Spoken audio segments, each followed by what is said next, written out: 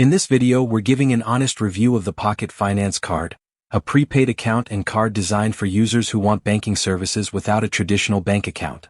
Pockit allows you to top up via bank transfer, debit card, or cash at PayPoint, providing a UK account number, a MasterCard card, real-time spending notifications, and the option to use Apple Pay or Google Pay. It's praised for simplicity and accessibility, making it ideal for those who have struggled to open a bank account. However, there are important considerations. It charges monthly account fees and overseas spending incurs around a 4% fee. Pockit is not a traditional bank account, so funds are not protected by the UK FSCS scheme. While many users report a smooth experience with quick sign-up and responsive customer support, others have experienced account freezes, long reviews, and limited access to funds, highlighting the importance of keeping balances low. Overall, Pockit can work well as a bank-like option for basic payments, but it may not be suitable for essential funds or extensive travel. For more honest tech and finance reviews, make sure to subscribe and stay updated with our latest insights.